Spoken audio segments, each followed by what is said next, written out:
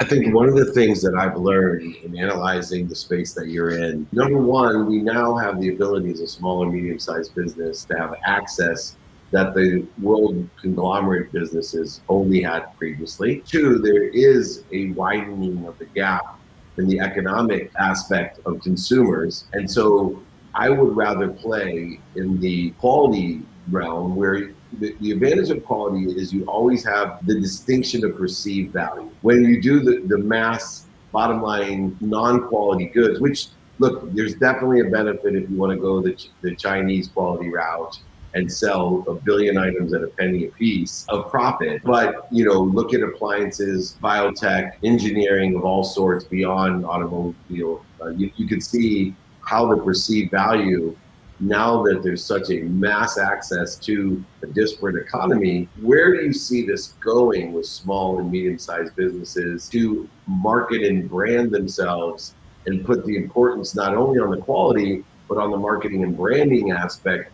They now have way more access than they've ever had. We have done a lot of surveys and studies with company owners, and we are asking them actually what you mentioned right now. Which area of your business is the weakest? They always answer us, and more than 50% says marketing and sales. Oftentimes, the small and medium-sized businesses, they really do have a good product or a good service, but they do not invest enough in a marketing budget or in a sales and marketing budget. When you compare them to big companies, their budgets are allocated on these areas, and there are resources, and there is a really a commercial plan and a commercial execution. The big companies, they are really fast and agile to allocate their offline marketing budget to the online marketing budget. So this is really important for the small and medium-sized business owners to be quick and also to allocate budget and resources to marketing, to their sales force, but nowadays, as we know, on the digital side. That's interesting because in my experience in working with small and mid-sized organizations, they typically don't have budget for that sort of thing because everything is going towards either development or staffing. That's primarily where we're looking. The idea here that I hear you speaking to, and I'd like you to talk about your 80-20 principle because I think it's a little bit unique in this sense here. Focus on marketing/sales, and they are two different areas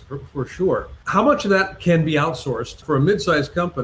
That is something to be very seriously taking a look at. So your 80-20 principle, how does that come into play with this marketing sales conundrum? At the end of the day, you have 80-20 channels. You have to make some analysis to see, okay, in my sector, in my industry, talking about B2B or B2C, there we can see, okay, what are the channels who are converting leads? Then you make analysis and you can see, okay, I mean, you do not need a huge budget. You just have to do first a 80-20 analysis, and the information is out there. I mean, you can say, okay, lead generation, when we talk about emailing, then we talk about social selling nowadays.